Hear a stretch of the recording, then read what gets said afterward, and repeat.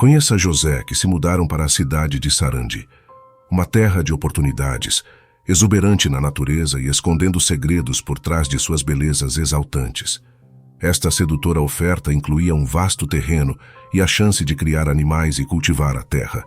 Contudo, o paraíso escondia segredos que mudariam para sempre suas convicções mais profundas. Adaptando-se à nova realidade, José e sua família são recebidos de braços abertos na comunidade rural. Aprendem a viver em harmonia com as pessoas locais, abraçando o calor e amor da região. Juntos, eles aprendem os segredos do solo fértil, trazendo esperanças de um futuro repleto de sonhos. Cada semente plantada reforça o elo entre eles e seu novo lar, tornando-o uma terra promissora. Vamos lá para mais um relato.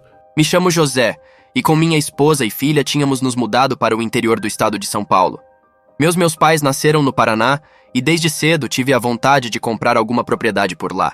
Então, quando encontramos aquela oferta de uma vasta área para cultivar e criar animais por um preço inacreditável, não tivemos dúvidas e compramos o terreno. Nossa viagem de mudança se desenrolou tranquilamente, admirando as fazendas e plantações pelo caminho. Porém, ao chegarmos lá, nos deparamos com uma realidade um tanto desafiadora. As estradas de terra eram serpenteantes entre matas nativas, e a sensação de isolamento era quase palpável. Então, para nos abrigarmos um pouco, ficamos na casa do Sr. Paulo, um vizinho, até podermos construir uma pequena casa de madeira na beira da mata. Desse modo, começamos uma nova etapa em nossas vidas, por um custo acessível e com a promessa de muitas alegrias. Estávamos ansiosos para desbravar esse novo caminho na nossa história de vida. A nossa jornada naquela cidade foi repleta de experiências. Tivemos o privilégio de relacionar-nos com os nossos vizinhos, de desfrutar a beleza natural daquela área rural e de descobrir coisas novas a cada passo. Os moradores nos trataram muito, como se fôssemos parte daquele vilarejo já há muito tempo. Eu recordo-me das longas horas que passamos a preparar o solo para as sementeiras, a adicionar elementos para melhorar a propriedade. Foi ainda um processo educativo, de nos habituarmos à vida naquela região tão afastada do nosso meio habitual. Com o decorrer dos dias, nos sentíamos cada vez mais parte daquele lugar. Cada trabalho conseguia consolidar o nosso sentimento de pertencer à natureza e ao nosso sítio. Era como se, com dedicação, nos apegássemos a esta terra com todas as nossas esperanças. Após alguns meses no novo lugar, logo fizemos muitos amigos entre os moradores locais e vizinhos. Por vezes, saíamos para um almoço ou jantar, convidando alguns a se juntarem a nós. Outras vezes, sentados à luz da fogueira, o Sr. Bento, um velho de idade avançada da região, contava lendas sobre um ouro enterrado ali perto. Suas histórias nos faziam sonhar e despertar curiosidade entre nós. O rumo dos acontecimentos estranhamente pairava no ar, e todos debatiam sobre a tal maldição do tesouro. Os mais velhos, com olhares sérios, avisavam que aquilo não era brincadeira, e que mexer com coisas desconhecidas poderia trazer problemas desnecessários. Apesar do receio, a possibilidade de encontrar ouro enterrado mexia com meus pensamentos, por isso era difícil resistir à tentação de ouvir mais sobre as histórias e lendas desse tesouro. O fato é que nem sempre histórias como essa têm um final feliz. Se você não tomar cuidado, pode acabar se arrependendo. Certa noite tive um sonho atormentador, que me surpreendeu de forma desconcertante. Na minha visão, vi uma estrada que eu já tinha percebido antes, uma cerca e uma árvore. E no pé da árvore, no barranco da rodovia, algo estava enterrado. Parecia uma caixa, e eu me questionei sobre o que poderia conter dentro dela. Então comecei a cavar, carregando ansiedade e desejo. No entanto, quando abri, meu choque foi imenso. Não era uma caixa, era um caixão. Vi-me lá com as mãos sujas de terra, contemplando um esqueleto e um monte de moedas de ouro e correntes reluzentes. A sensação foi tão realista que quando acordei, meu coração quase saltou para fora do peito. Contei tudo à minha esposa naquela manhã, ela ficou aterrorizada tanto quanto eu. Parecia que o passado estava me dizendo algo, muito mais que um simples sonho. Minha esposa Silvia não reagiu bem quando falei do sonho. Ela sempre foi mais prudente do que eu, com os olhos abertos para as consequências de seguir lendas populares e sobrenaturais. Ela tentou me convencer a desistir de ir atrás do ouro, alegando que essas histórias não levariam a nada, exceto a problemas. Compreendi a preocupação dela, no entanto não me dei por vencido. A ambição foi mais forte que tudo. Por isso, apesar da insegurança dela, meu desejo de descobrir a verdade por trás do sonho se tornou mais forte. Eu me sentia compelido a desvendar esse mistério, até que minha esposa hesitou. Nos dias seguintes, desde o sonho, a minha esposa Silvia começou a se sentir desconfortável. Toda vez que ela ia atrás de lenha na floresta, ela tinha a sensação de que alguém a observava. Isso tirou-lhe tanto a paz de espírito que ela ficou com medo de ficar sozinha em casa. Eu não queria ver Sylvia assim, mas eu não sabia como ajudar. Por trás de tudo isso parecia haver uma energia sombria e malévola que afetou a tranquilidade da nossa casa. Resolvi visitar aquele lugar que vi no sonho, aquela estrada, aquela árvore.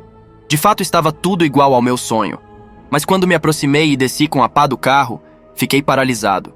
Meu corpo todo ficou arrepiado e eu senti um medo incontrolável. Não havia forças para cavar onde eu queria.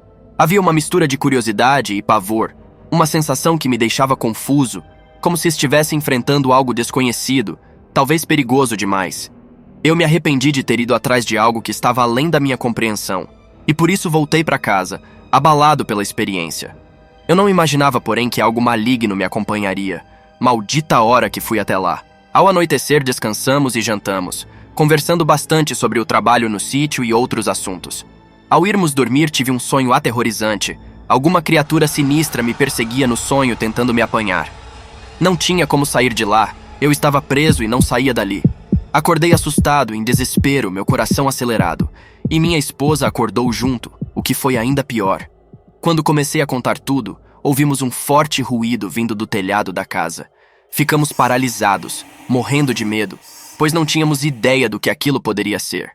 Pedíamos ao Criador que nos ajudasse, mas ainda sentíamos a presença de algo tenebroso andando sobre o telhado da casa, prestes a derrubar nossa porta. Toda a nossa casa parecia estremecer, e parecia que havia algo maior que nós lá fora.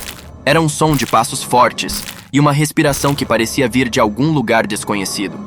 Ficamos aterrorizados, e com medo que o teto desabasse. Então, de repente, ouvimos algo que nunca havíamos ouvido antes, o som de asas gigantes batendo no ar. Mais ainda, a nossa casa inteira começou a tremer. Era como se algo gigantesco estivesse saindo voando acima do telhado, e o último som que ouvimos foi o bater de asas deste ser misterioso que nos deixou completamente aterrorizados. Após breves segundos, reuni coragem e caminhei para fora. Lancei um olhar na direção da montanha distante e vi algo estranho. Era uma criatura grande, que se assemelhava a um morcego. Ele sobrevoava as árvores e as folhagens se mexia cada vez que passava. O luar iluminava aquela criatura estranha. Ela voava com incrível rapidez e em pouco tempo desapareceu atrás de uma das colinas. Senti-me tão estúpido, sem entender as reações necessárias para lidar com aquele ocorrido. Minha mente tentou processar qual seria aquela criatura e como ela seria capaz de existir.